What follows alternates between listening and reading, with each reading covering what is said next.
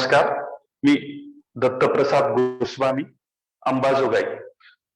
संत सर्वज्ञ दासो दिगंबर सेवाभावी प्रतिष्ठान अंबाजोगाई, सम्यक कुशल प्रतिष्ठान नांदेड, समन्वय प्रतिष्ठान मुंबई आणि प्रतिभा निकेतन महाविद्यालय मराठी विभाग आयोजित संत सर्वज्ञ दासो दिगंबर गोस्वामी यांच्या जन्माष्टमी निमित्त आयोजित व्याख्यानमालेच्या या दुसऱ्या पुष्पामध्ये मी आपणा सर्वांचं प्रथमतः शब्दसुमनांनी स्वागत करतो. आजच्या या दुसऱ्या पुष्पासाठी उपस्थित असलेले प्रमुख वक्ते म्हणून उपस्थित असलेले प्राध्यापक डॉक्टर विद्यासागर पाटंगणकर सर यांचा अल्पसा परिचय देतो. डॉक्टर पाटंगणकर सर हे बीड येथील बलभीम महाविद्यालयामध्ये उपप्राचार्य होते. उपप्राचार्य म्हणून ते सेवानिवृत्त झालेले आहेत. दासोपंतांच्या आणि एकंदर संत साहित्यावर त्यांचा खूप मोठा अभ्यास आहे. संत साहित्यावरची अनेक पुस्तकं त्यांची उपलब्ध आहेत. वारकरी संप्रदायावरचं विशेष पुस्तक अत्यंत सुंदर अशा स्वरूपाचं रसाळ आणि मधुर भाषेमध्ये लिहिलेलं असं ते पुस्तक आहे. याचबरोबर इतर अनेक पुस्तकंही त्यांची प्रसिद्ध आहेत.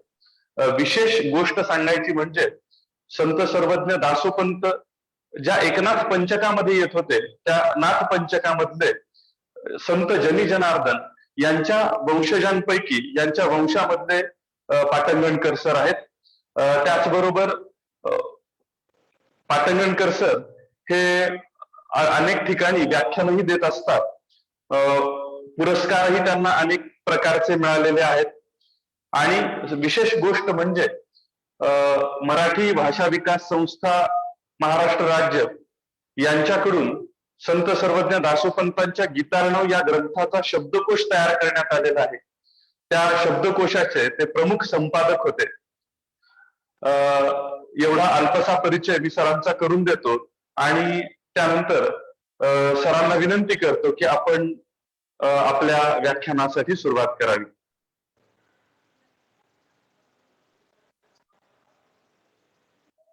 नमस्कार सर्व श्रोत्यांचे आणि आयोजकांचे या ठिकाणी प्रथम आभार व्यक्त करून मी माझ्या या शब्द सेवेला प्रारंभ करत आहे.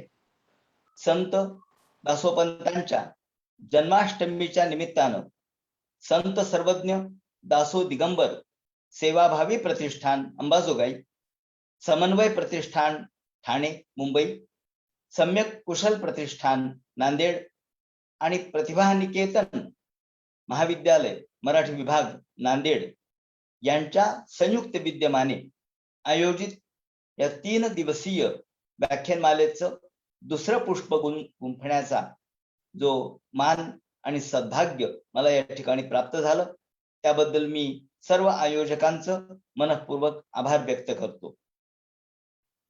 गीतार्णव या ग्रंथावर काहीसं चिंतन मांडावं म्हणून मी आपणासमोर उपस्थित आहे. वास्तविक खरं म्हणजे संत सर्वज्ञ दासोपंत हे मराठीतले नवकोट नारायण आहेत. शब्द कुबेर आहेत असं म्हटलं तरी चालेल. त्यांच्या पासोडी मुळे सर्व जगामध्ये ते प्रसिद्ध आहेत. अवघ्या 62 वर्षाच्या आयुष्यामध्ये एवढी प्रचंड ग्रंथरचना, वैविध्यपूर्ण ग्रंथरचना, बहुभाषिक ग्रंथरचना, बहुआयामी, बहुपेडी आणि बहुविध, बहु हे विशेषण किती ठिकाणी लावावं हे कळत नाही. इतकी प्रचंड ग्रंथरचना दासोपंतांनी केलेली आहे. मराठीमध्ये एवढा प्रचंड ग्रंथरचना करणारा ग्रंथकार दुसरा नाही असं म्हटलं तरी चालेल. पदककार, भाष्यकार, चित्रकार, गीतकार, संगीतकार, नाट्यकार, अभिनय कुशल कलाकार, कीर्तनकार, पुराणिक, जेवढ्या म्हणून आपण भूमिका सांगाव्यात तेवढ्या त्यांनी वठवलेल्या आहेत असं म्हटलं तरी चालेल. कारण मंदिर हे जर एक रंगपीठ आहे अशी कल्पना केली तर दासोपंतांनी त्या रंगपीठावर आपलं नाट्य विविध अंगाने सादर केलेलं आहे. आणि हे सादर करताना संस्कृत, मराठी, हिंदी, तेलुगू, त्याचप्रमाणे राजस्थानी अशा विविध भाषांच्या निमित्ताने, भाषांच्या साह्याने आपल्या समोर आध्यात्मिक अशा प्रकारचं जे महावस्त्र आहे ते उलगडलेलं आहे. ज्याला आपण वाग्गेयकार म्हणू, अशा विविध शास्त्रांचे जाणकार साक्षात्कारी संत एकाच वेळेला संतही आहेत आणि पंडितही आहेत. पांडित्यपूर्ण रचना करणारे परंतु संतत्वाची भूमिका असणारे असे दासोपंत 16व्या शतकामध्ये एक महान संत होऊन गेले. एकाच व्यक्तीमध्ये एवढी क्षमता असणारा एक अवलिया, त्याला सर्वज्ञ अशी संज्ञा दिली जाते, ती अगदी सार्थ आहे असं म्हटलं पाहिजे. ती पुरेपूर लागूही पडते. संत एकनाथ पंचकाचा आता उल्लेख या ठिकाणी करण्यात आला. एकनाथ पंचक म्हणजे काय हे या ठिकाणी सांगितलं पाहिजे. ज्याप्रमाणे ज्ञानेश्वर पंचक आहे, म्हणजे ज्ञानेश्वरांच्या बरोबरचे त्यांच्या काळातले 5 संत म्हणून ही पंचक संकल्पना आहे. तशीच मध्ययुगामध्ये बहमनी कालामध्ये एकनाथांच्या केंद्रवर्तीत्वानं एकनाथ पंचक अस्तित्वात आलं. म्हणजे एकनाथांच्या काळातले समकालीन कवी असं आपण म्हणू. आणि हे समकालीन कवी जे होते त्यामध्ये मध्यवर्ती एकनाथ आहेत. कारण एकनाथ यांचा परिचय बहुजन सामान्यापर्यंत अगदी आबाल वृद्धापर्यंत आहे आणि त्यांचं जे आवाहन आहे ते सर्व लोकांच्या पर्यंत आहे. असे संत एकनाथ. एकनाथांच्या सोबत दासोपंत यांचा उल्लेख करण्यात येतो. त्याचबरोबर रामा जनार्दन, विठा जनार्दन, रामा जनार्दन आणि विठा रेणुकानंद आणि जनी जनार्दन असे संत देखील उल्लेखले जातात. त्यापैकी आता उल्लेख केल्याप्रमाणे संत जनी जनार्दन यांच्या वंशातला 11वा वंशज होण्याचं भाग्य मला लाभलं. याचा मला मनःपूर्वक आनंदही आहे आणि मला त्याचं समाधानही आहे. तेव्हा याच काळामध्ये संत दासोपंत देखील होऊन गेले आणि संत दासोपंतांच्या एकूणच जीवनाचा, साहित्याचा समग्र विचार हा एका व्याख्यानात किंवा 2 व्याख्यानात असा करता येणारा नाहीये. किंबहुना त्यांच्या समग्र साहित्याचा जर बारकाईने अभ्यास केला तर तो करायला आपल्याला आपलं आयुष्य देखील कमी पडेल असं आपल्याला दिसतं. दासोपंताबद्दल मला विशेष आकर्षण असण्याचं कारण आताच मी सांगितल्याप्रमाणे ते एकनाथ पंचकामधले होते. म्हणजे जनी जनार्दन आणि दासोपंत हे एका काळामधले. म्हणून जेव्हा मी संत जनी जनार्दन यांचा माझ्या PhDच्या निमित्ताने अभ्यास केला, डॉक्टर युम पठाण हे माझे मार्गदर्शक होते. त्यांच्या मार्गदर्शनाखाली मी जेव्हा जनी जनार्दन व्यक्ती आणि वाङ्मय या प्रबंधाचं लेखन करत होतो त्यावेळेला मला एकनाथ, विठा रेणुकानंदन, त्याचप्रमाणे समकालीन असणारे रामा जनार्दन आणि दासोपंत यांचं वाङ्मय त्या काळामध्ये पाहण्याचा योग आला. आणि यावेळेला मला अशी सूचना करण्यात आलेली आहे की मी या 5 संतांचं ज्याला आपण समग्र अभ्यास हा केव्हा ना केव्हा तरी केला पाहिजे, किंबहुना त्यांची तुलना तरी करावी, अशी त्या काळात मला सूचना आदरणीय फडकुले सरांनी केलेली होती. तेव्हा अर्थात यांची तुलना करणं हा एक स्वतंत्र विषय आहे, तो स्वतंत्र चिंतनाचा एक विषय आहे.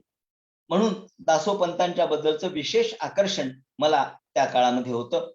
दुसरा संदर्भ असा आहे की संत दासोपंतांच्या पदांचा सर्वांगीण अभ्यास माझ्या मार्गदर्शनाखाली डॉक्टर वैशाली गोस्वामी यांनी केला आणि त्यावेळेला सुद्धा मला त्यांच्या सर्व पदांचा या निमित्ताने परिचय घडला.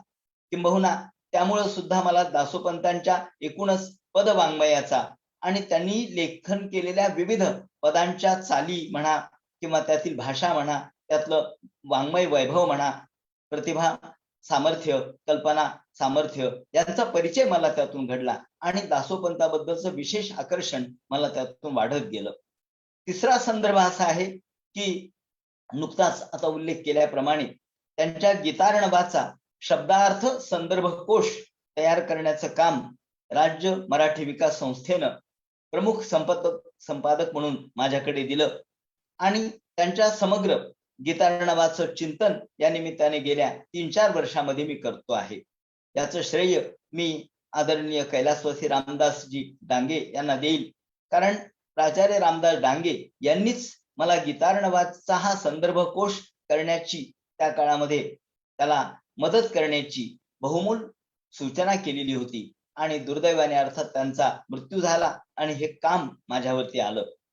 म्हणून मी रामदास डांगे सरांचा देखील या ठिकाणी मनःपूर्वक त्यांचं ऋण व्यक्त करतो. त्याचप्रमाणे राज्य मराठी विकास संस्थेचे ऋण व्यक्त करतो आणि दासोपंत संशोधन मंडळाचे ऋण व्यक्त करतो, कारण दासोपंत संशोधन मंडळ यांच्यामध्ये जे असणारी सर्व मंडळी, सदस्य मंडळी, त्यामध्ये देशपांडे आहेत, जितेंद्र देशपांडे, यांच्यामुळं दासोपंतांच्या गीतार्णवाच्या ज्या अप्रकाशित अध्याय आहेत, अमुद्रित अध्याय आहेत, हस्तलिखित स्वरूपाचे आहेत, ते त्यांनी मला वेळोवेळी उपलब्ध करून दिले आणि म्हणूनच मी याचा आलोडन किंवा पाहणी करू शकलो.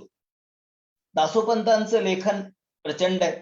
त्यात मराठीत पदार्णव, गीतार्णव, गीतार्थबोध चंद्रिका, सिद्धराज, ग्रंथराज, अनुगीता, स्थूल गीता, पंचीकरण, प्रबोधोदय इत्यादी कितीतरी ग्रंथ आहेत. संस्कृत मध्ये सुद्धा दासोपंतांनी आगम ग्रंथ लिहिलेले आहेत, पूजा पद्धती लिहिलेल्या आहेत. 10 उपनिषदांवर त्यांचं भाष्य उपलब्ध आहे. परंतु आज दुर्दैवाने सगळे उपनिषद उपलब्ध होत नाहीत. फक्त कठ, केन आणि ईश या 3 उपनिषदांचं वरचं त्यांचं भाष्य हे उपलब्ध आहे आणि ते मुद्रित स्वरूपात आहेत. पदार्णवा 1.25 लाख पद आहेत, परंतु दुर्दैवानं आज 1600 पद तेवढे आपल्याजवळ उपलब्ध आहेत. म्हणजे पदार्णव सगळे ठिकाणी आपल्याला अर्णव शब्द दिसतो. अर्णव म्हणजे समुद्रा एवढं प्रचंड, त्यांचं लेखन समुद्रा एवढं प्रचंड आहे, सागरा एवढं प्रचंड आहे. ते सखोलही आहे, व्यापकही आहे आणि तेवढंच आपल्याला आपल्या मनावर एक प्रकारचं दडपण निर्माण करणारं आहे. पण पदार्णवामध्ये असणारी 1.25 लाख पद आज उपलब्ध आहेत का? म्हणजे दासोपंतांचा जेव्हा मी विचार करतो, मराठीतले शब्द कुबेर आम्ही म्हणतो, मराठवाड्यातल्या आपल्या अंबाजोगाईचा आम्हाला त्यामुळे अभिमानही आहे. मराठवाड्याचा अभिमान आम्ही मिरवतो, मराठीचा अभिमान मिरवतो, परंतु हा अभिमान मिरवत असतानाच एक खंत देखील आहे ती अशी की त्यांचे एवढे सगळे ग्रंथ, एवढं त्यांचं वाङ्मय जे त्यांनी लिहून ठेवलं, असं म्हणतात की त्यांना रोज ढब्बू पैशाची शाई लागत असे आणि शांत लागणीमध्ये बसून ते लेखन करत असत. एवढा हा शब्द कुबेर, एवढं हे लेखन करणारा हा अलौकिक सत्पुरुष, परंतु त्यांचं लेखन मात्र आज त्रुटीत स्वरूपामध्ये उपलब्ध आहे. याची खंत या ठिकाणी व्यक्त केल्याशिवाय राहत नाही. त्यांनी पदार्णवात 1.25 लाख पद लिहिले असं आपण म्हणतो, पण आज 1600 पद उपलब्ध आहेत. लेले यांनी ती प्रकाशित केलेली आहेत. गीतार्णव 1.25 लाख आहे असं सांगितलं जातं, परंतु जेव्हा गीतार्णवाचा शब्दार्थकोश संदर्भ करण्याचं काम माझ्याकडे आलं आणि तेव्हा मी या सर्व ओव्यांचा जेव्हा विचार केला, प्रकाशित अध्याय फक्त 5च आहेत. बाकीचे अध्याय 13वा अध्याय तर फक्त 3200 पद 200 ओव्या उपलब्ध आहेत. 3200 13व्या अध्यायाच्या. बाकी जे अध्याय आहेत ते मुद्रित स्वरूपात आहेत, म्हणजे टंकित स्वरूपात आहेत आणि काही अध्याय हे हस्तलिखित स्वरूपात आहेत. त्याच्यातही काही अध्यायांच्या बाबतीत आज काही अध्याय मिळतही नाहीत अशी परिस्थिती आहे आणि 1.25 लाख ओव्या असणारा हा ग्रंथ आज मात्र 1.25 लाखापर्यंत आलेला आहे. म्हणजे आज जर सगळी ओवी संख्या जर त्यांची मोजली तर 1.25 लाख ते 80,000 एवढी आपल्याला उपलब्ध होताना दिसते. म्हणजे बाकीच्या ओव्यांचं काय झालं, ती का उपलब्ध होत नाहीत आणि बाकीच्या 1.25 लाख ओव्या ज्या आम्ही म्हणतो त्या कुठे गेल्या? तेव्हा एकूणच त्यांच्या लेखनाच्या बाबतीत त्यांनी केलेलं प्रचंड लेखन आम्ही जपून ठेवू शकलो नाहीत ही खंत या ठिकाणी व्यक्त करायला काही हरकत नाही. नरशे पोहनेरकर यांनी म्हटलंय की त्रुटीत प्रकाशित साहित्यातून सुद्धा त्यांची गाढ विद्वत्ता, त्यांचा अखंड व्यासंग, त्यांचं सूक्ष्म निरीक्षण, त्यांचं भाषा प्रभुत्व, त्यांची प्रतिभा शक्ती यांचा साक्षात्कार होतो हे ठीक आहे, परंतु हे त्रुटीत म्हणजे आम्हाला आज जे उपलब्ध आहे फाटकं वस्त्र आपण जपून ठेवावं तसा प्रकार आहे. आणि हा जपून ठेवता ठेवता सुद्धा आपल्याला केवळ तो पेटीमध्ये बंदिस्त न करता आपल्याला एकदा बाहेर काढावा लागेल. ठीक आहे, वस्त्र फाटकंय, ते जुनं आहे, परंतु ते आता पेटीत ठेवून चालणार नाही. आपल्याला त्यांच्या वाङ्मयाचा पुन्हा एकदा समाजाच्या समोर ठेवून त्याचा अभ्यास करावा लागेल, त्याचं चिंतन करावं लागेल. त्याचाच एक भाग म्हणून गीतार्णवाचा शब्दार्थ संदर्भ कोश हा एक भाग होऊ शकतो असं मला वाटतं. आम्ही शासनाला विनंती करणार आहेत की शब्दार्थ कोश झाला, परंतु गीतार्णवाचं काय? उपलब्ध अध्याय तर फक्त 5च आहेत. तेव्हा बाकीच्या संत वाङ्मयाच्या बाबतीत असं नाहीये. ज्ञानेश्वरांच्या ज्ञानेश्वरीचा शब्दकोश असेल, तुकाराम गाथेचा शब्दकोश असेल, किंवा एकनाथांच्या वाङ्मयाचा भावार्थ रामायणाचा शब्दकोश असेल, त्यांच्या अभंगांचा शब्दकोश असेल, किंवा समर्थ रामदासांचा त्यांच्या दासबोधाचा आणि दासबोधेतर वाङ्मयाचा शब्दकोश असेल. या सगळ्या बाबतीत मला असं म्हणता येतं की जेव्हा नगरकरांनी हे शब्दकोश संपादित केले तेव्हा हे सगळे वाङ्मय उपलब्ध आहे. ज्ञानेश्वरांचं वाङ्मय उपलब्ध आहे, तुकारामांचं उपलब्ध आहे, रामदासांचं उपलब्ध आहे. आणि मग उपलब्ध वाङ्मयाचा शब्दकोश करणं ठीक आहे, परंतु शब्दकोश आपला अनुपलब्ध वाङ्मयाचा आहे. म्हणजे आमची जबाबदारी मग आता शासनावर आपण लोटून चालणार नाही, ती आपण देखील स्वीकारली पाहिजे असं मुद्दाम मी या ठिकाणी आपल्याला सांगू इच्छितो. की आपण मग दासोपंत संशोधन मंडळ असेल, तुम्ही आम्ही असू अभ्यासक, आमची जबाबदारी काय? जेव्हा रामदास डांगे सरांचे शब्द मला आठवतात. रामदास डांगे सर असं म्हणाले की अरे विद्यासागर, आपल्याला हे जे काम करायचे ते पितृऋण म्हणून करायचं. आता पितृऋण आपल्याला फेडायचे असं त्यांनी म्हटलंय. तेव्हा आता आज सध्या भाद्रपद महिना चालू आहे. आपल्याला माहिती आहे की हा जो पक्ष पंधरवाडा आपण मानतो, भाद्रपद महिन्याचा 15 दिवस ते पितृऋण फेडण्याचे दिवस असतात. म्हणजे ज्या ज्या तिथीला त्या पित्यांचं किंवा आपल्या वाडवडिलांचं निधन झालेलं असतं त्या तिथीला आपण त्यांना जीव घालतो, असं या अर्थाने ते पितृऋण फेडतो. परंतु इथे वेगळ्या अर्थाने मी असं म्हणेन की आपल्याला पितृऋण फेडावं लागेल. म्हणजे या निमित्ताने दासोपंतांच्या जन्माष्टमीच्या निमित्ताने आपल्याला ते जन्मतिथी असो किंवा पुण्यतिथी उत्सव असो, या निमित्ताने आपल्याला काही ना काहीतरी संकल्प करावा लागेल. आणि हा संकल्प हा की त्यांच्या कुठल्या ना कुठल्या तरी साहित्याचं प्रकाशन आपल्याला करणं आवश्यक आहे. योगायोगाने त्यांच्या संस्कृत मधल्या या उपनिषदांच्यावर जे 3 संस्कृत मधले उपनिषदाचे भाष्य आहेत त्यावर मी मराठीमधून काही काम करून घेतलेलं आहे त्यातल्या जाणकारांच्याकडून. सध्या माझ्याकडे हस्तलिखित स्वरूपात ते उपलब्ध आहे. अजून त्याच्यावरती चांगलं संस्कार करायचे किंवा हात फिरवायचा राहिलाय, परंतु कच्च्या स्वरूपात का असेना मी ते करून घेतलेले आहे.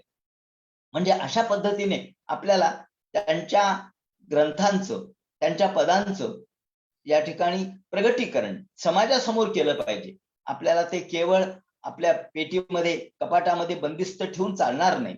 आपण दासोपंतांच्या एकूणच वाङ्मयाचा जर आपल्याला प्रसार करायचा असेल, प्रचार करायचा असेल, खरं म्हणजे सूर्याच्या प्रकाशाचा प्रसार करायची गरज नाही, सूर्य प्रकाशमानच आहे. तेव्हा संत हे प्रकाशमानच आहेत, संत हे सूर्य आहे असं म्हटलेलं आहे. तेव्हा हे संतोधिक, संत ही दिशा आहेत, संत हे सूर्य आहेत. परंतु आपण आपली जबाबदारी म्हणून आपण संतांच्या या साहित्याला आपण कोण प्रकाशित करणार? ते मुळातच प्रकाशित आहेत, पण त्या साहित्याकडे आपल्याला समाजाला घेऊन जावं लागेल. त्या दृष्टीने त्यांच्या एकूणच कार्याचा गौरव करत असताना केवळ नुसता अभिमान मिरवण्याच्या ऐवजी आपण मूलभूत काम केलं पाहिजे असं एक माझं मत आहे. मग पदांच्या संबंधी असेल, त्यांचे भावार्थ सांगणं असेल, त्या पदांना सुंदर अशा प्रकारच्या चाली लावून त्याचं गायन करणं असेल, किंवा त्यांच्या गीतार्णवातील एक एक अध्याय, तो अध्याय सुद्धा काही लहान नाहीये. त्यांचे एक एक अध्याय किमान 4-4 हजार 5-5 हजारापर्यंत जातात. अहो 18वाचा अध्याय जर विचारात घेतला तर 16,000 पेक्षा अधिक ओव्या 18व्याचा अध्यायात आहेत. म्हणजे एकच 18वा अध्याय 16,284-280 एवढ्या ओव्यांचा आहे. याचा अर्थ असा की त्यांचं लेखन प्रचंड आहे, परंतु प्रचंड लेखन आहे म्हणून त्याकडे दुर्लक्ष करणं अयोग्य आहे. त्यांच्या समग्र लेखनाचा जर आपण बाज बघितला तर त्यांच्या वाङ्मयाचा, एकेका वाङ्मयाचा एका व्यक्तीने जरी विचार करायचा ठरवला तरी त्याला आयुष्य पुरणार नाही. परंतु आपण त्यातला एक एक भाग घेऊ. आपण त्यांचा एक अध्याय घेऊ आणि एकाच अध्यायावर चिंतन करू, एक वर्षभर चिंतन करू, पण करू. तेव्हा अशा पद्धतीने आपण काहीतरी ठरवलं पाहिजे. एवढंच नव्हे तर श्रीमद भगवत गीता हा भारतीय तत्वज्ञानाचा प्राण आहे आणि तत्वज्ञानाचा गाभा आहे. आणि म्हणून तत्वज्ञानाच्या दृष्टिकोनातून दासोपंतांनी एकीकडे गीतार्णव लिहिला, म्हणजे एवढा प्रचंड ग्रंथ लिहिला. लाख पर्यंतच्या ओव्या त्यामध्ये आहेत असं आपण म्हणतो, 1.25 लाख ओव्या यांचा उल्लेख आपण करतो. आणि नंतर त्यांच्या असं लक्षात आलं की हा ग्रंथ कोण वाचणार, आणि म्हणून मागा गीतार्णव रचिले ते अर्णवची होऊन ठेले असं त्यांनी मग गीतार्थ बोध चंद्रिकेमध्ये म्हटलं. पण गीतार्थ बोध चंद्रिका म्हणून छोटीशी जरी लिहिली असली तरी ती सुद्धा ज्ञानेश्वरी एवढी आहे, 9,000 ओव्यांच्या पेक्षा अधिक आहे. मग गीतार्णव रचलं, त्याचबरोबर गीतार्थ बोध चंद्रिकाही रचली. मग गीतेवर एवढं लिहिण्याचं त्यांचं कारण काय? गीता हा त्यांनी चिंतन विषय का केला असेल याचा जर आपण बारकाईने अभ्यास केला तर गीता हा उपनिषदाचं सार आहे. उपनिषद सर्व 10 उपनिषद गीतेच्या मध्ये आपल्याला आलेले दिसतात आणि दासोपंतांना हे सगळं आपल्या साहित्यातून मांडायचंय. त्यांची भूमिका आपण लक्षात घेतली पाहिजे. मी मुद्दाम या ठिकाणी गीतेवर टीका करण्याचं प्रयोजन काय प्राचीन काळापासून ते या ठिकाणी थोडंसं सांगतो. प्रस्थानत्रयी ज्याला म्हणतात, प्रस्थानत्रयी म्हणजे मुक्त होण्यासाठी ज्या 3 गोष्टी, 3 टप्पे आहेत किंवा 3 अशा प्रकारचे स्टेशन आहेत असं म्हणा. त्रयी 3 स्टेशन आहेत त्या प्रस्थानाचे. त्यापैकी एक आहे गीता, दुसरे उपनिषद आणि तिसरे ब्रह्मसूत्र.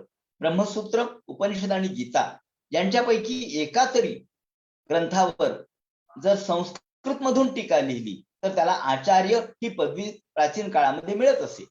म्हणजे आचार्य या पदवीसाठी गीता, उपनिषद किंवा ब्रह्मसूत्र यावरती भाष्य करावं लागेल संस्कृत मधून. जसं शंकराचार्यांनी शारीर भाष्य लिहिलं, रामानुजाचार्य, निंबार्काचार्य हे ज्याला आपण आचार्य म्हणतो याचं कारण काय, त्यांनी गीतेवर संस्कृत मधून भाष्य लिहिलं किंवा टीका लिहिली. पण ही टीका लिहित असताना ती कशा पद्धतीने लिहिली तर त्यामध्ये पद आहेत, पदच्छेद आहे, त्याचप्रमाणे वाक्य आहे, वाक्याचा विग्रह आहे, त्याचं व्याकरण आहे. या पद्धतीने मांडत मांडत मांडत पद, पदच्छेद, व्याकरण आणि वाक्य, वाक्य विग्रह करत करत करत ही संस्कृत मधून टीका लिहिणं, ती गद्यामध्ये लिहिणं अशा अपेक्षित असे. आणि मग आचार्य ही पदवी त्या काळात प्राप्त होत असे. पण ज्ञानेश्वरांनी गीतेवर टीका लिहिली पण ती संस्कृत मधून नाही लिहिली.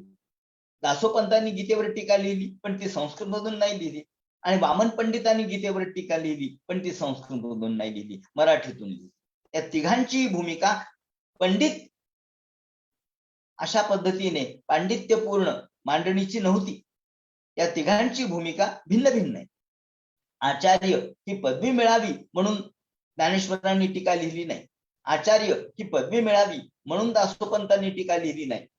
मराठीमध्ये 3 गीता टीकाकार आपण जर अभ्यास केला, असा एक स्वतंत्र अभ्यासाचा विषय होऊ शकतो, आयुष्यभराच्या अभ्यासाचा विषय होऊ शकतो. मराठीतील 3 गीता टीकाकार. वीरा करंदीकरांनी असं या नावाचं एक पुस्तक लिहिलेलं आहे, मराठीतील 3 गीता टीकाकार. त्यापैकी एक संत ज्ञानेश्वर आहेत, दुसरे वामन पंडित आहेत. परंतु दुर्दैवाने वीरा करंदीकरांनी दासोपंतांचा उल्लेख त्यामध्ये केलेला नाही. गीतार्णवाचा उल्लेख करणं अपेक्षित होतं खरं म्हणजे, पण त्यांनी तो केला नाही. पण पुढे सांस्कृतिक संचित नावाचा त्याने जो ग्रंथ लिहिला त्यामध्ये गौरवाने दासोपंतांचा उल्लेख त्यांनी केलेला आहे. पण भगवद्गीतेच्या 3 टीकाकारांच्या मध्ये माझ्या दृष्टिकोनातून भावार्थ दीपिका, यथार्थ दीपिका आणि गीतार्णव याचा सम्यक अभ्यास किंवा ज्याला आपण तौलनिक अभ्यास असं म्हणून तो अपेक्षित आहे, तो केला पाहिजे. मराठीमध्ये हे 3 गीता टीका प्रसिद्ध आहेत. या ज्ञानेश्वरांची गीता टीका तिला त्यांनी भावार्थ दीपिका असं नाव दिलेलं आहे. तो भावानुवाद आहे, तो त्यामध्ये काव्यमय येत आहे. काव्य आणि तत्वज्ञान याचा अनोखा संगम ज्ञानेश्वरीमध्ये आहे आणि म्हणून ज्ञानेश्वरी किंवा भावार्थ दीपिका ही लोकांना आजही लोकप्रिय झालेली दिसते. पण ज्ञानेश्वरांना भावार्थ सांगायचा आहे, त्यांना शब्दार्थ नाही सांगायचा. गीता म्हणून तर गीतेमधले कित्येक शब्द ज्ञानेश्वरांनी आपल्या पद्धतीने वळवून घेतलेले आहेत. उदाहरणार्थ सांगायचं झालं, ज्ञानेश्वरांचा उल्लेख सहज आला म्हणून 2 मिनिटं बोलतो की उदाहरणार्थ गीतेमध्ये सुरुवातीलाच पहिल्या अध्यायामध्ये जेव्हा अर्जुन विषाद योग सांगितलाय, त्यावेळेला अर्जुनाच्या मनामध्ये समोर सैन्य बघून विषाद निर्माण झाला आणि अर्जुन हा गीता सांगते की रथोपस्थ. रथोपस्थ म्हणजे काय? रथोपस्थ म्हणजे रथाची जी मागची बाजू असते, ज्यामध्ये बाण वगैरे ठेवलेले असतात जास्तीचे, त्याला उपस्थ असं म्हणतात. रथाचा थोडासा मागचा भाग, रथाच्या खाली नाही. परंतु ज्ञानेश्वरांनी मात्र अर्जुन रथाच्या खाली अर्जुनाने उडी मारली असा उल्लेख केलाय. रथौनी उडी टाकली, रथौनी खाली असं म्हटलंय.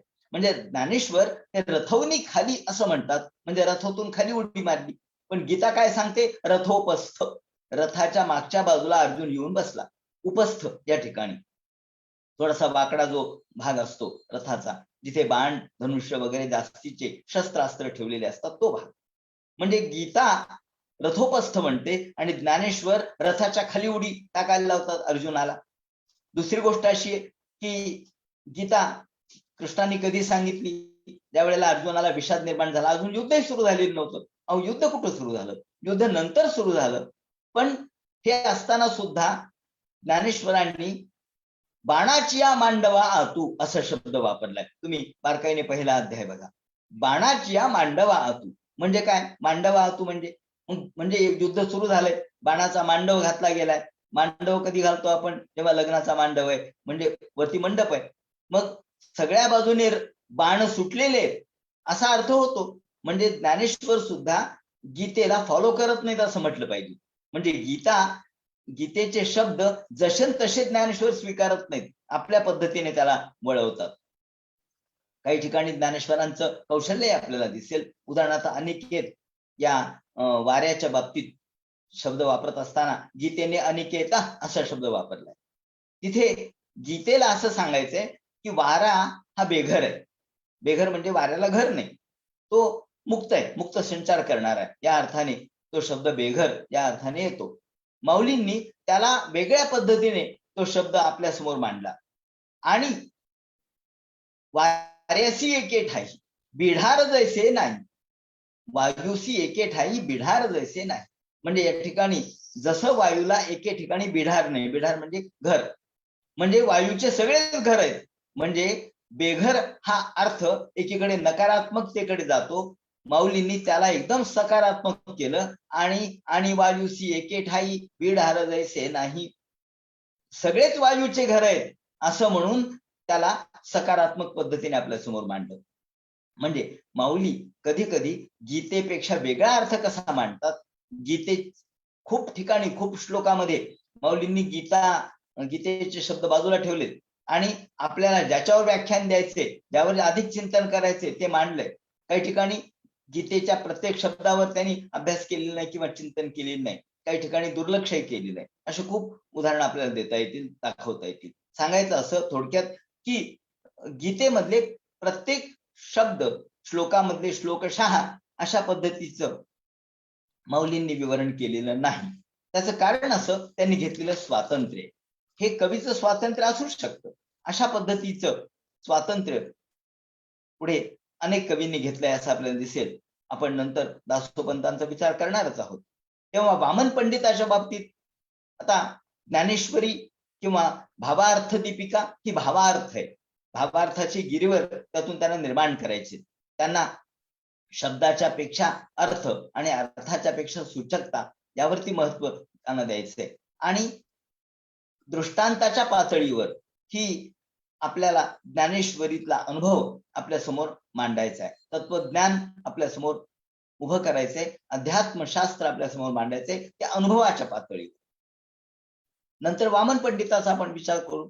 वामन पंडित हे तसं म्हटलं तर दासोपंतांच्या समकालीन म्हणावे लागतील, कारण वामन पंडितांचा काळ हा 16वा शतकच आहे आणि हा आता पंडिती काळ सुरू झालेला आहे. वामन पंडित आणि योगायोग असा की वामन पंडित हे मराठवाड्यातलेच आहेत, नांदेडचे राहणारे. तेव्हा वामन पंडितांचा जो एकूणच बाज आहे तो पांडित्य प्रदर्शनाचा आहे आणि ते गीतेकडे अशा पद्धतीने पाहतात की यथार्थ दीपिका, त्यांनी नावच दिलेलं आहे यथार्थ दीपिका. यथार्थ म्हणजे जशी आहे तशी. म्हणजे त्यांना अहमहमिकेने असं म्हणायचंय की मी खऱ्या अर्थाने गीतेला फॉलो करतोय, मी गीतेचा अर्थ योग्य पद्धतीने मांडतोय. म्हणजे यापूर्वी ज्या लोकांनी गीतेचा अर्थ मांडला कदाचित त्यांच्या समोर गीतार्णव नसेल असं मला वाटतं. कारण ज्ञानेश्वरी असू शकेल पण गीतार्णव नसेल, आणि म्हणून त्यांनी अत्यंत विस्तारपूर्वक हा यथार्थ दीपिका लिहिली. आणि हे मांडत असताना गीता जाई पूर्वेकडे त्यांनी असं म्हटलं की पूर्वीचे जे टीकाकार आहेत, गीता टीकाकार होऊन गेलेले, त्यांनी गीता जाई पूर्वेकडे आणि टीका चढे पश्चिमेचे कडे. त्यांनी वर्णन एका ओवीत असं केलंय की गीता जाई पूर्वेकडे, टीका चढे पश्चिमेचे कडे, दोहीसी हात लाविती बापुडे, अर्थक सापडे केवी तया. ही टीका सरळ सरळ ज्ञानेश्वरांच्यावरच केलेली आहे. ज्ञानेश्वरांनीच आपल्या पद्धतीने तो अर्थ लावल्यामुळे, भावार्थ पद्धतीने लावल्यामुळं हे वामन पंडितांना पटलं नाही आणि त्यांनी गीता एका बाजूला पूर्वेकडे चालली आहे, त्याचा अर्थ पश्चिमेकडे चाललाय आणि दोहीसी हात लाविती बापुडे, अर्थ सापडी केवी तया. त्यांना कुठे अर्थ सापडला? म्हणून ज्ञानेश्वरांना या ठिकाणी लक्ष्य करून त्यावरती त्यांनी हा टीकास्त्र सोडलेलं दिसतं. आणि म्हणून त्यांची भूमिका यथार्थ दीपिका वाल्यांची ही यथार्थ सांगण्याची आहे. वामन पंडितांची यथार्थ दीपिका देखील माझ्या या निमित्ताने पाहण्यात आली, पण अजून बारकाईने सगळ्या ओव्या मी पाहिल्या नाहीत. काही त्रुटीत असं काही अध्याय पाहिले, संदर्भ पाहिले, कारण वीरा करंदीकरांनी त्यावर काम केलेलं आहे.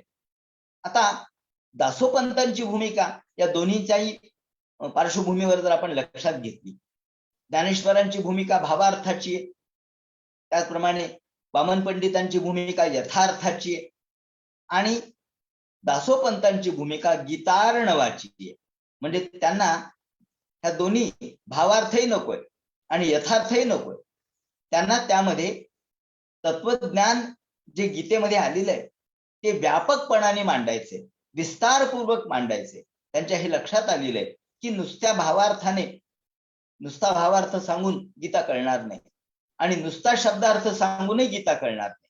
मग गीतेचा विस्तार केल्याशिवाय गीता कळणार नाही, म्हणून त्यांनी विस्तार केला. म्हणून हा विस्तार जर आपण बघितला तर एकीकडे पांडित्य आहे, वामन पंडितांचं जसं पांडित्य आहे त्या तोडीचं पांडित्य दासोपंतांचं आहे. वामन पंडित आणि दासोपंत अशी सुद्धा तुलना आपल्याला काही ठिकाणी करता येणं शक्य आहे, ती करता येईल. अशा पद्धतीच्या अनेक जागा आहेत. म्हणून पांडित्याच्या पातळीवर जर विचार केला तर दोघांचंही नातं जुळताना दिसतं. आणि त्याचबरोबर पण ते नुसते पंडित नाही, ते संतही आहेत. संत दासोपंत म्हणजे ते संतत्व आणि पांडित्य यांचा समन्वय, संतत्व आणि पांडित्य यांचा सुंदर संगम आपल्याला गीतार्णवामध्ये पाहायला मिळतो. आता गीतार्णवाच्या एका गोष्टीचा उल्लेख या ठिकाणी करतो की काही लोक असं म्हणतात की दासोपंतांना अभिमान होता, एवढा अभिमान होता की त्यांनी ज्याला ऐकायचं त्याने ऐकावं, ज्याने ऐकायचं नाही त्याने ऐकू नये. न पाही श्रुती याचे वदन, न करी भाष्याधारी विवरण. आता यामध्ये त्यांची भूमिका अहंकाराची नाही, हे जर आपण लक्षात घेतलं, कारण कोणत्याही संताला अहंकार नावाची गोष्ट नसते. किंबहुना संत साधक जो श्रेष्ठ दर्जाचा उपासक आहे तो या अहंकारापासून शतयोजने दूर असतो. मग त्यांनी हे म्हटलं ते कशामुळे म्हटलं? ऐकेलं त्याने ऐकावे, नाही केलं त्याने सोडून द्यावे, असं का म्हटलं?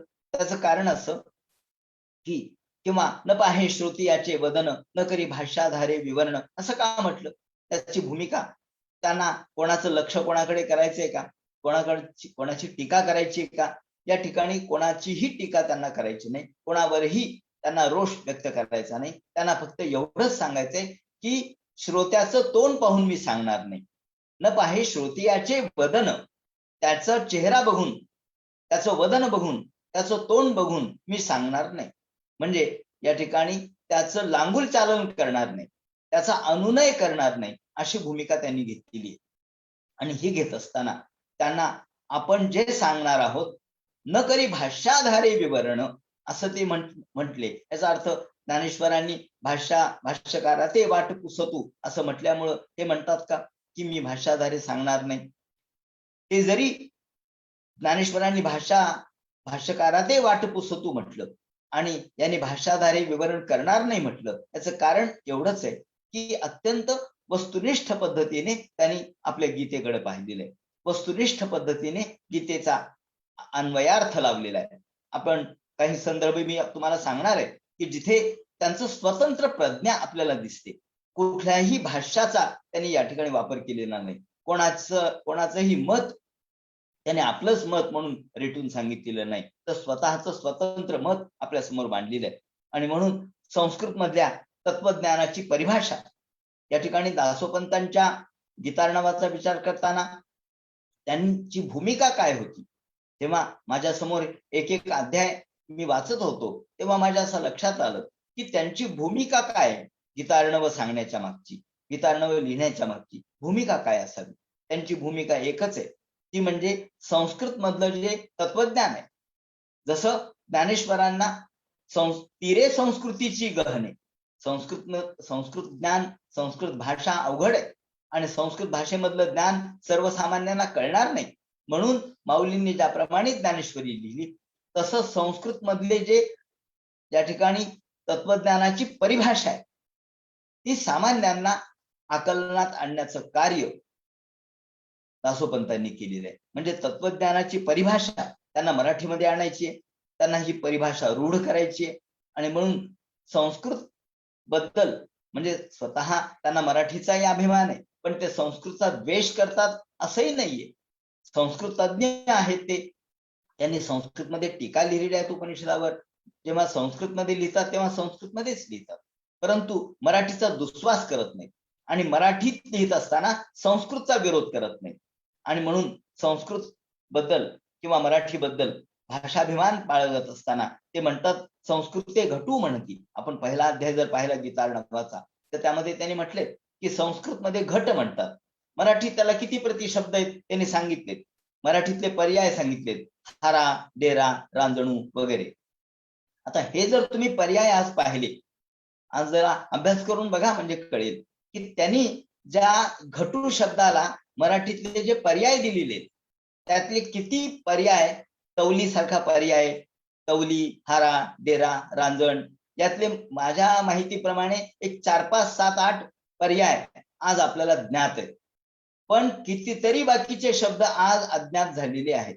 म्हणजे कितीतरी शब्द आपल्याला डिक्शनरीत देखील सापडत नाहीत, शब्दकोशात देखील सापडत नाहीत.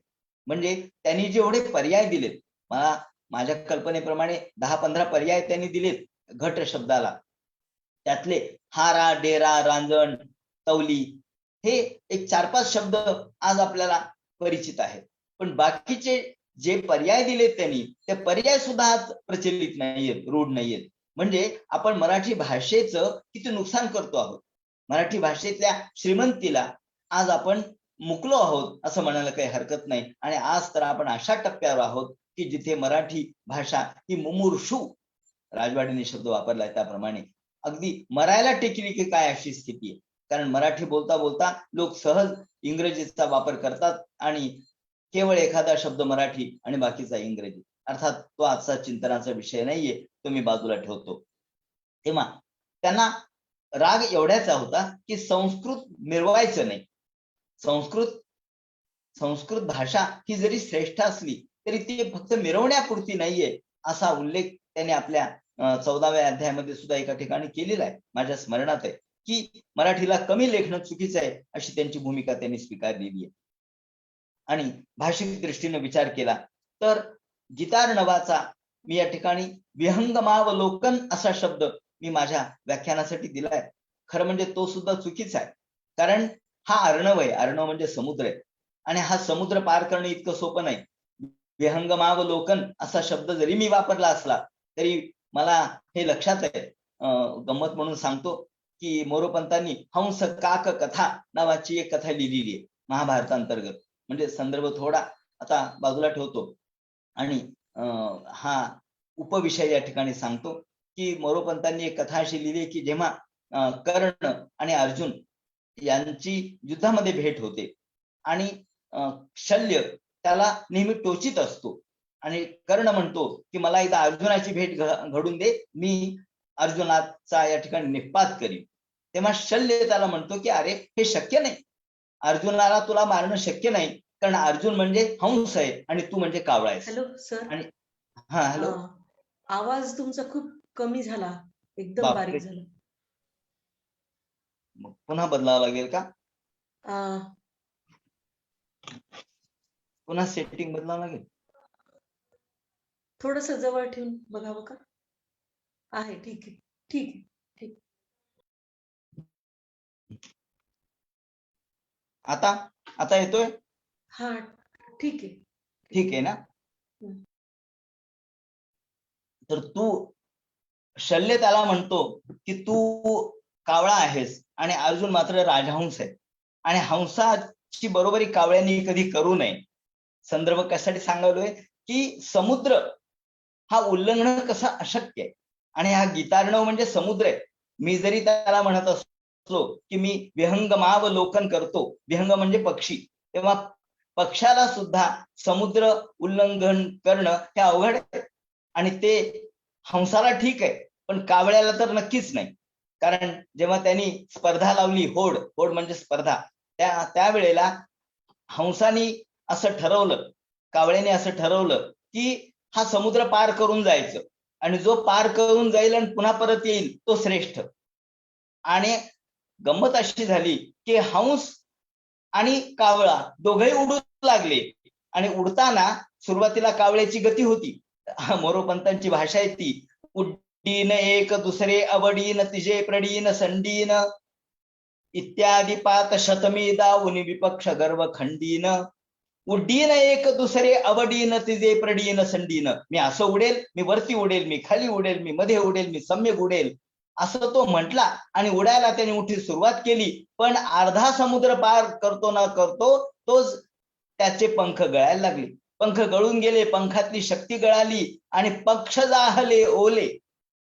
ओले झाले म्हणजे तो आता समुद्रात पडायला लागला आणि मग मात्र तो म्हणायला लागला की अरे हंसा, आता मात्र तू मला पाठीवर घे, मी मरायला टेकलोय, मी समुद्रात बुडून जाईल. मला वाटतं या गीतार्णवाचा अभ्यास करताना सुद्धा आमची हीच अवस्था झाली. आम्हाला मोठं वाटलं की आम्ही गीतार्णव काय सहज 2 वर्षात हा प्रकल्प पूर्ण करू, परंतु ज्या वेळेला गीतार्णवाच्या अर्ध्या कामापर्यंत आम्ही आलो तेव्हा असं लक्षात आलं की नाही नाही नाही, पक्ष जाहले ओले, आता या समुद्रात आम्ही पडतो की काय, आणि समुद्रात पडून आमचे पंख ओले होतात, अर्थात आम्ही या ठिकाणी गतप्राण होतो की काय, अशी अवस्था आली. सांगायचं तात्पर्य असं की मी जरी विहंगमावलोकन म्हटलो तरी या गीतार्णवाचा विहंगमावलोकन करणं देखील शक्य नाही.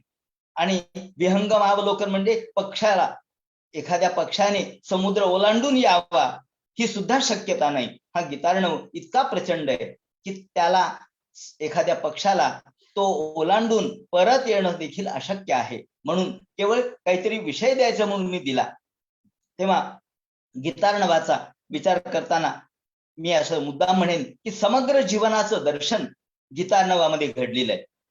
कृषी वाणिज्य, जेव्हा कृषी वाणिज्य गोरक्षा यावर वालव कुलकर्णींनी, सुधीर रसाळांनी मोठं सुंदर चिंतन केलेलं आहे 18व्या अध्यायातल्या.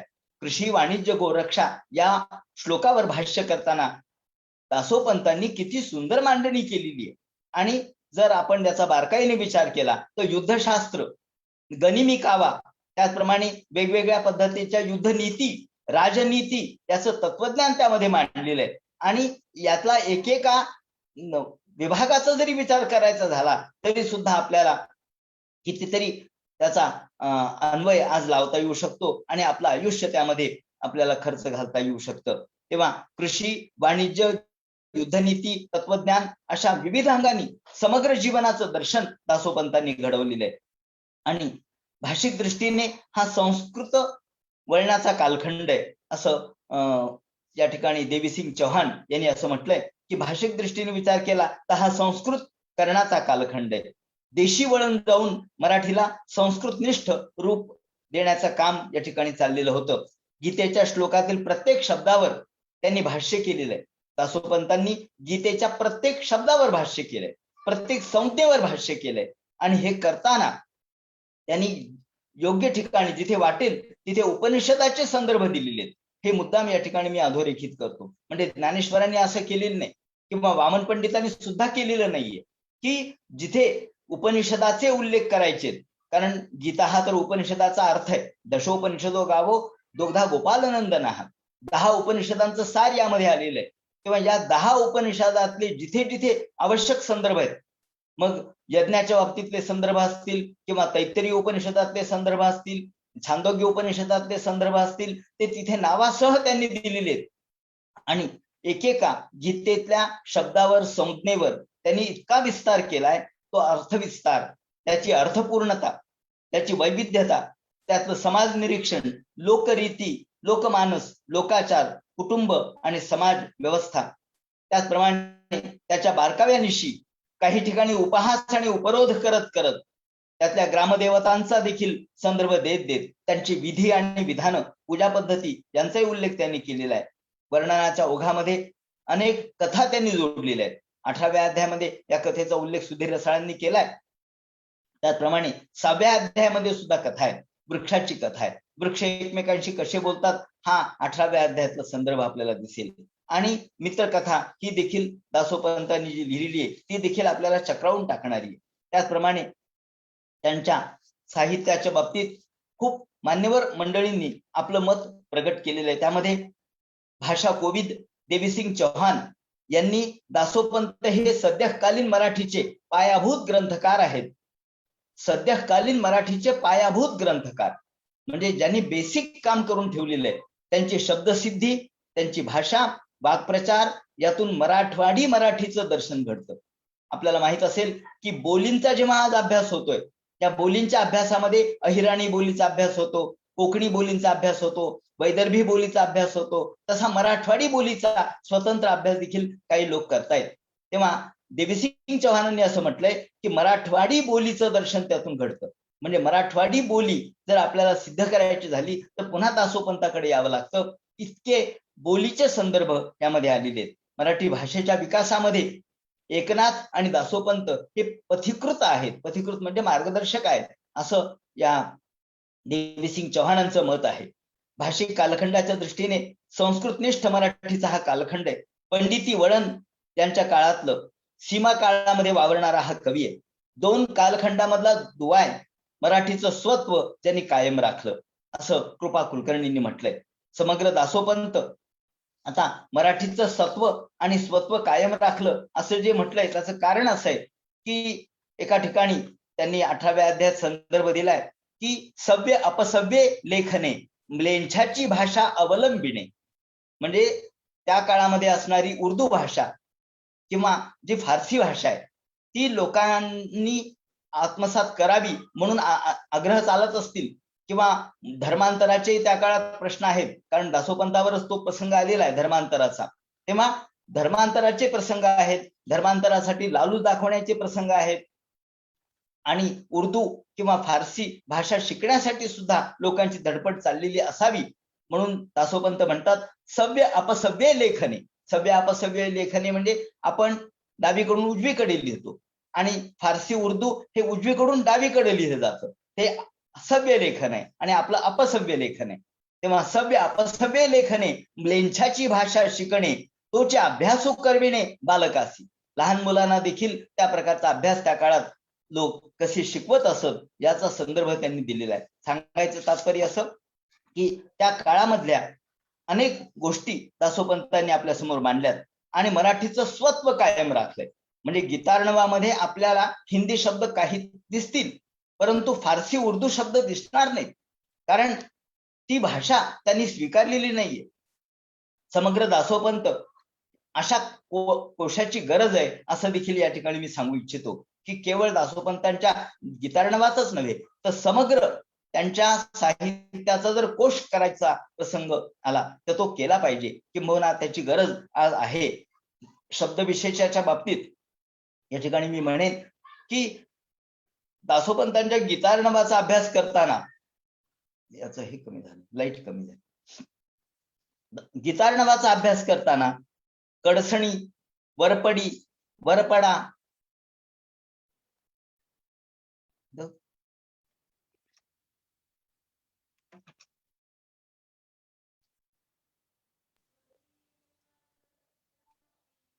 आवाज बिलकुल नाही.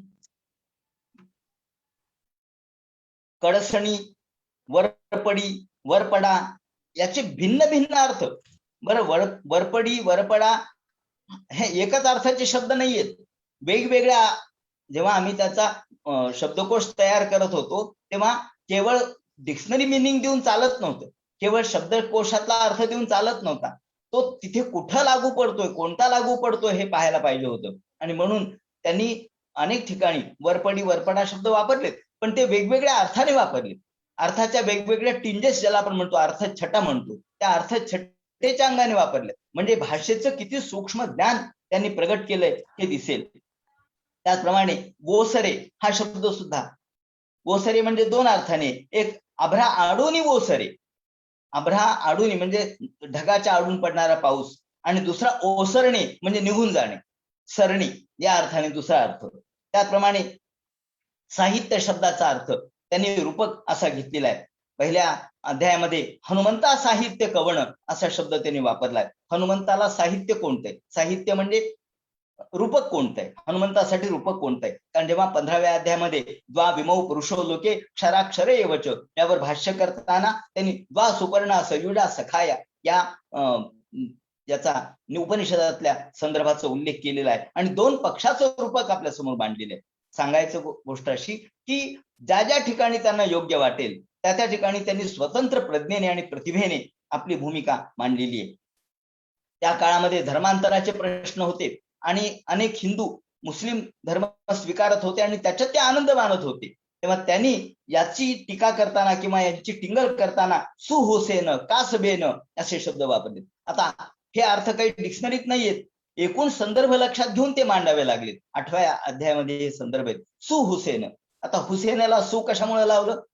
जसं धर्मराज दुर्योधनाला दुर्योधन कधीच म्हणत नव्हते, ते सुयोधन म्हणायचे, त्याप्रमाणे तो सुहुसेन कासबेन असे शब्द त्यांनी वापरले. आणि धर्मांतराच्या ची टिंगल करताना आपल्याला त्यांनी दिसते. लवणाची आणवणे म्हणजे मिठाची शपथ घेणे या अर्थाने. आणखी एक मुद्दा सहज गमतीने सांगतो, अनामिकेचे स्नान. त्यांच्या अनेक शब्दांचे अर्थ आपल्या लक्षातच येत नाहीत. एका ठिकाणी अनामिकेचे स्नान असा उल्लेख आला. अनामिकेचे स्नान म्हणजे काय, मी खूप चिंतन केलं, म्हणजे अनामिकेचं स्नान काय असावं. अनामिकेचं स्नान हा कुठल्या डिक्शनरीत शब्द नाहीये, शब्दकोशात सापडलं ना. आणि मग ते संदर्भ बघत बघत लक्षात आलं की अरे अनामिकेचे स्नान म्हणजे त्यांना असं म्हणायचंय की जसं कधी कधी जाहिरात दाखवतात पहा, यापूर्वी दाखवायचे की जर तुम्हाला पाणी कमी पडलं, उद्या पाण्याचं नियोजन केलं नाही, पाणी कमी पडलं तर तुम्हाला आंघोळ करता येणार नाही, नुसत्या बोटाने पाणी उडवावं लागेल. त्याला म्हणतात अनामिकेचे स्नान. आपल्या ब्राह्मण समाजामध्ये संध्या करताना अपोहिष्टामयो स्थान ऊर्जे दधातना असं म्हणून अंगावर पाणी उडविण्याची पद्धत आहे. तेव्हा त्याला अनामिकेचं स्नान म्हणतात. तेव्हा अशा अनेक शब्दांनी आपल्याला वेगवेगळे अर्थ दासोपंतांनी दिलेले दिसतात आणि त्याने आपल्या पद्धतीने तो अर्थ व्यक्त केलेला दिसतो. बाबुळी म्हणजे तृणवेल. आता बाबुळीचा अर्थ शैवाल असा डिक्शनरीत दिलेला आहे, परंतु बाबुळी म्हणजे शैवाल नाही. दासोपंतांनी बाबुळी दोन प्रकारची, बाबरी दोन प्रकारच्या बाबऱ्या सांगितल्या आहेत, एक टिपाणी आणि दुसरी गोंडाळू, दोन प्रकारच्या आहेत. आज वनस्पती शास्त्रज्ञांनी 35 प्रकार त्याची दिलेली आहेत, शोधून काढलेले आहेत. अशी खेड्यातली भाषा जर बघितली तर मोथाळ, टाळका, बर्डी हे जमिनीचे कितीतरी प्रकार.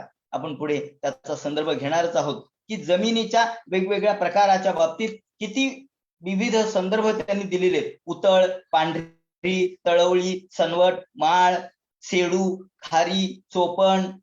तसंच जमिनीच्या बरोबर जमिनीचे प्रकार सांगत असताना कृषी कर्माच्या बाबतीत निंदण, खुरपण, खनन, मोगडा, बुजगावणे, रहाट गाडगे आणि पिकावरचे रोग, तांबारा किंवा मावा याचे उल्लेख केले आहे. विविध धान्य, विविध वनस्पती, विविध प्राणी, पक्षी यांचे उल्लेख, नगर रचना, तत्वज्ञान.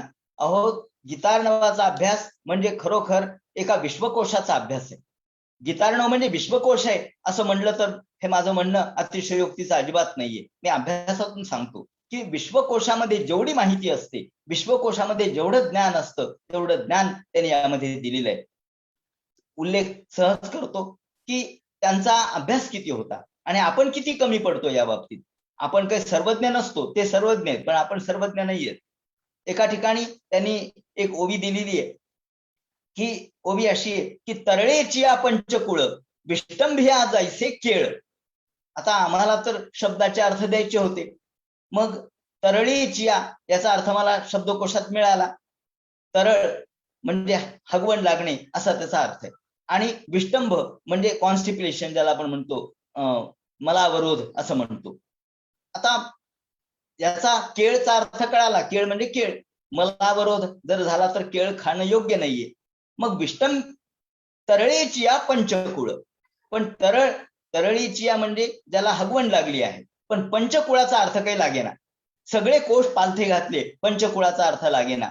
संस्कृत कोश घेतला आणि संस्कृत धातुकोश किंवा संस्कृत जो गिरवाण कोश आहे त्यात पाहिलं, त्याने पंचकुळाचा अर्थ दिलाय अध्यक्ष. आता इथं अध्यक्ष अर्थ कुठं लागतोय? अध्यक्ष अर्थ लागत नाही, आणि मराठी शब्दकोशात तर हा अर्थच नाहीये.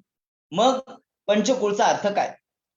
विचार केला की आता विचारायचं कोणाला? मग एका आयुर्वेद तज्ञांना मी माझ्या मेहुण्याला फोन केला आणि त्याला विचारलं. डॉक्टर शशिकांत क्षीरसागर पुण्याला असताना मी विचारलं की हे पंचकुळ काय, आयुर्वेदात काय संज्ञा आहे? मग त्यांनी सांगितलं की पंचकुळ म्हणजे मिरे, चित्रक, पिंपळी, सुंठ आणि चवक अशा 5 उष्ण पदार्थ म्हणजे पंचकुळ. आता हा संदर्भ आयुर्वेदातला आहे. हा सहज जाता जाता त्यांनी ओवीमध्ये दिला. आपल्याला कुठे आयुर्वेदाचं ज्ञान आहे सगळं. आणि म्हणून मग लक्षात आलं की हे जर उष्ण 5 पदार्थ आपण खाल्ले, ज्याला जर हगवण लागलीये, त्यांनी जर हे 5 पदार्थांचं सेवन केलं तर त्याचं आयुष्य राहील का? त्याला आणखी हगवण थांबेल का राहील? तेव्हा तरळेची या पंचकुळ आणि विष्टंभिया माझे केळ. सांगायचं असं की एक एक ओवी देखील आम्हाला घाम फोडणारी आहे. आणि मेळापकू सारखा शब्द संगीतातला आहे, अवदान सारखा शब्द यज्ञीय संस्कृतीतला आहे. आता आणखी एक मुद्दा सांगतो की एकानंद दशानंद 8व्या अध्यायामध्ये त्यांनी एकानंद दशानंद ऐशे आनंदाचे नाना भेद असं म्हटलं. आता आनंदाचे नाना भेद, आनंदाचे भेद कोणते? एकानंद म्हणजे काय, दशानंद म्हणजे काय? आनंदाला काय 1 आनंद, 10 आनंद असं आपण थोडंच म्हणतो. आपल्याला खूप आनंद झाला तर आम्हाला 100 आनंद झाला असं थोडंच म्हणतो. मग दासोपंतांनी हे काय लिहिलं हे काही कळेना, आणि डिक्शनरीत तरी असं मिनिंग असू शकत नाही, अर्थ असू शकत नाही, कोणत्याही कोशात नाही.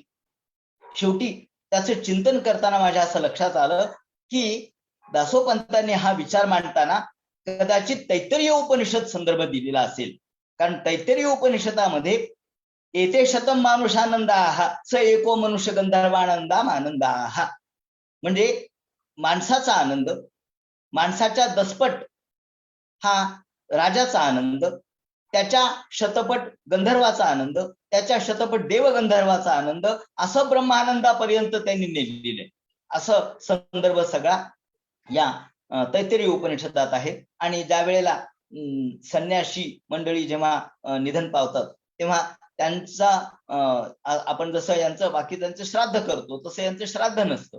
तर याला आपण यांच्या तिथीच्या वेळेला अशा पद्धतीने डोक्यावरती एक कलश घेऊन हे तैत्तरीय उपनिषदातलं हे संदर्भ म्हणावे लागतात. आणि थोडंसं नृत्य करावं लागतं किंवा नाचावं लागतं, एक एक पाय कमी जास्त करावा लागतो. अशा पद्धतीने जेव्हा ह्या आराधनेच्या वेळेला करायचं ते मी ऐकलं होतं, कारण जनी जनार्दनांच्या आराधनेच्या वेळेला हे करतात. तेव्हा माझ्या कानावर हे गेलेलं होतं की एते मानुषानंदाः एते शतम देवानंदाः. आणि मग मी तैत्तरीय उपनिषद काढलं आणि पाहिलं तर अगदी तोच संदर्भ दासोपंतांनी दिलेला आहे.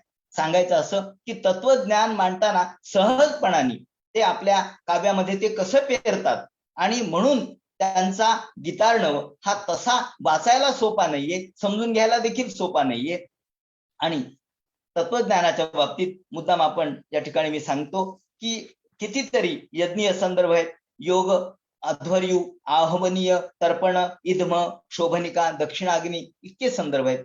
त्याचप्रमाणे योगामध्ये धूम्रपान, पंचाग्नी साधन, ज्योतिषामध्ये ग्रहमैत्री, घटित, अघोरी विद्या, जारण मारण वगैरे, आयुर्वेदामध्ये सारक, बद्धक, आता सांगितल्याप्रमाणे ऊर्ध्ववात, विविध रोग आहेत, उदर रोग आहे, कफ आहे, पंडू आहे, पिनस आहे, मूत्रावरोध आहे, कामिण, कामिण म्हणजे कावीळ आहे, वेगवेगळ्या जाती जमाती आहेत, माळी, साळी, कुणबी, न्हावी, परीट, विविध व्यावसायिक आहेत, खाटी, खटीचा पशु असं एका ठिकाणी म्हटलंय त्यांनी, घाण्याचा बैल, सोनं. त्याचप्रमाणे चलनामध्ये रुका, मोहर, मुद्रा असे अनेक संदर्भ दिसतात. संस्कृत, तद्भव, तत्सम, देश्य, कन्नड, तेलुगू, अगदी तेलुगू शब्द सुद्धा आणि तमिळ शब्द सुद्धा त्यांनी आपल्या काव्यामध्ये वापरलेत, साहित्यामध्ये वापरलेत. आणि म्हणून शब्दाच्या बाबतीत विचार केला तर वेगवेगळे क्रीडा प्रकार असतील, घरकाम असेल, कांडण, पेशन, पेशन म्हणजे दळण, पिष्ट पेशन म्हणजे दळण, म्हणजे संस्कृतचा प्रभाव त्यांच्या साहित्य शब्दावर होत होता.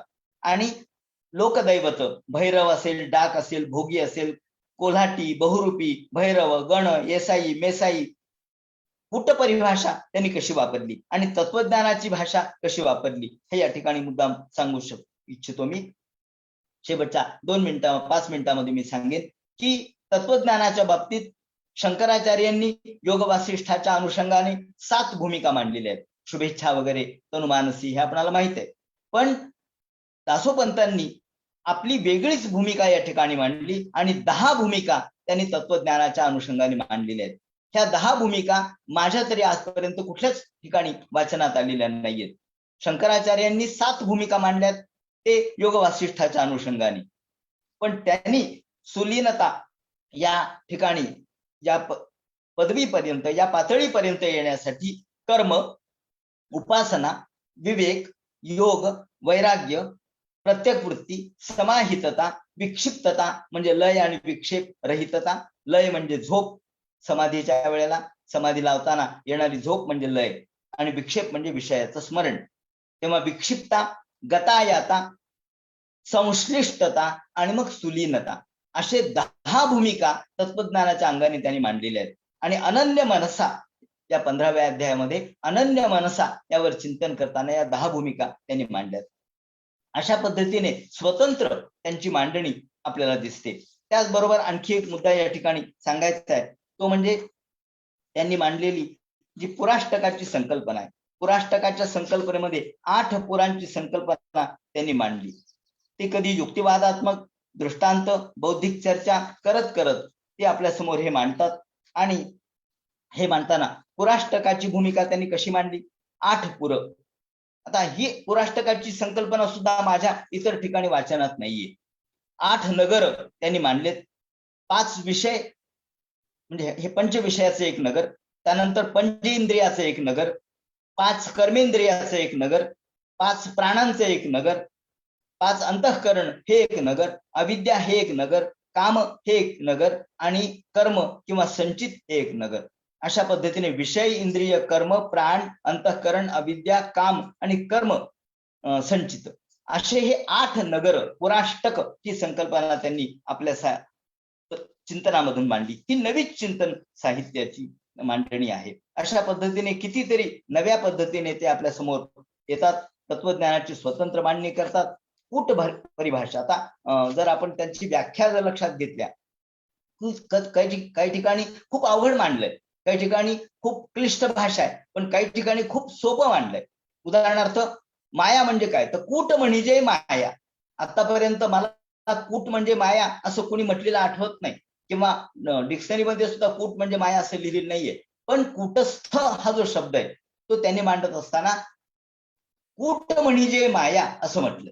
तेव्हा आता अशा पद्धतीने व्याख्या किती सोपेपणाने त्यांनी केली हे आपण पाहिलं.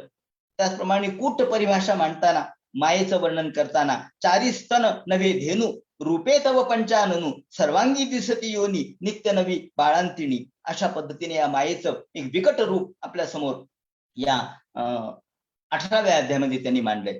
त्याचप्रमाणे वाक्प्रचारामध्ये मुखाचा चंद्र उतरणे, मुखदृष्ट, कामभूल, एकासी आहारू एकासी विषते परते, एकासी आहारू एकासी विष परते, एकाला आहार आणि दुसऱ्याला तोच आहार विष कसा होतो हे ते सांगतात. अशा म्हणी, वृषळी रंडासारखे शब्द त्याने आपल्या समोर मांडलेत.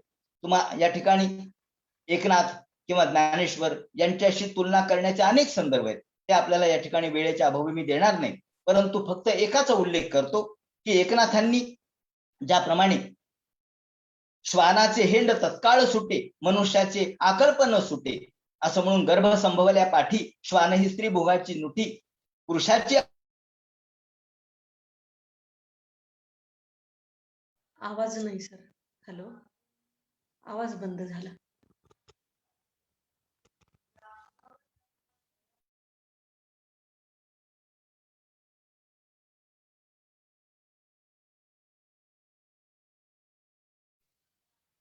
Hello, hello sir.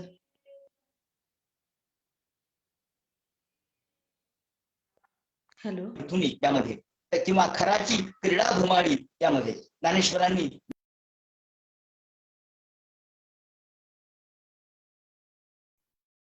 पुन्हा कनेक्टिंग आहे का?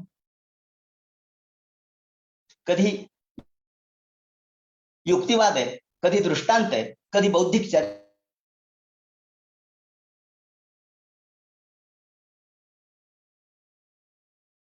आहे, कधी पदांचं विद्वत्ता केलेली मांडणी आहे. अशा हा एक स्वतंत्र अर्णवची होऊन ठेली. आज खरं म्हणजे गीतार्णवाचा विहंगमावलोकन मी करणार नाही, केवळ अंगुली निर्देश मी करेन किंवा दासोपंतांचा शब्द वापरायचा झाला तर अनामिकेचे स्नान, अनामिकेचं फक्त अंगावर पाणी उडून घेणं एवढंच आपण करू शकतो. त्या गीतार्णवाच्या जवळ जायचं, त्या समुद्रातलं पाणी तेवढं अंगावर उडवायचं, संपलं. एवढंच आपण करू शकतो.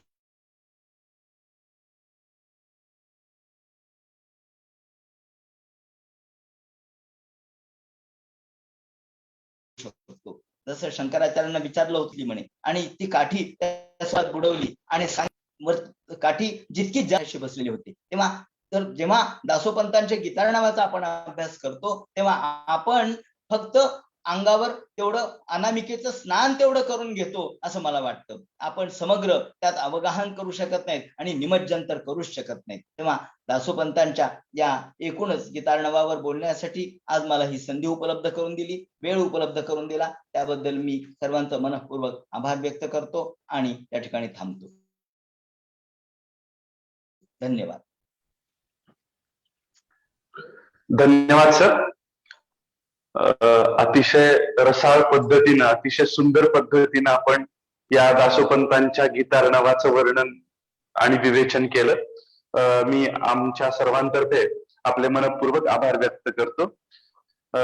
आजच्या या कार्यक्रमासाठी उपस्थित असलेले प्रतिभा निकेतन महाविद्यालयाचे प्राचार्य डॉक्टर किशोरजी गंगाखेडकर, तसेच प्रतिभा निकेतन महाविद्यालयाचे मराठी विभाग प्रमुख प्राध्यापक डॉक्टर संजय हातगुंडे सर यांचे मनःपूर्वक आभार व्यक्त करतो. तसेच सम्यक कुशल प्रतिष्ठानचे डॉक्टर उदयजी कुमठेकर सर आणि समन्वय प्रतिष्ठानचे डॉक्टर प्रशांत धर्माधिकारी यांचेही मी मनःपूर्वक आभार व्यक्त करतो. आणि पुनश्च एकदा सर आपले देखील आभार व्यक्त करतो आणि आजच्या या दुसऱ्या पुष्पाचा समारोप झाला असं जाहीर करतो. धन्यवाद. धन्यवाद. उद्या संध्याकाळी 7 वाजता डॉक्टर उदयजी कुमठेकर आपल्या समोर दासोपंतांच्या पासोडीतलं तत्वज्ञान मांडणार आहेत. मी सर्वांना विनंती करते की आपण सर्वांनी या व्याख्यानाचा लाभ घ्यावा. आदरणीय गुरुजी, मनःपूर्वक धन्यवाद. ओके, एंड करू.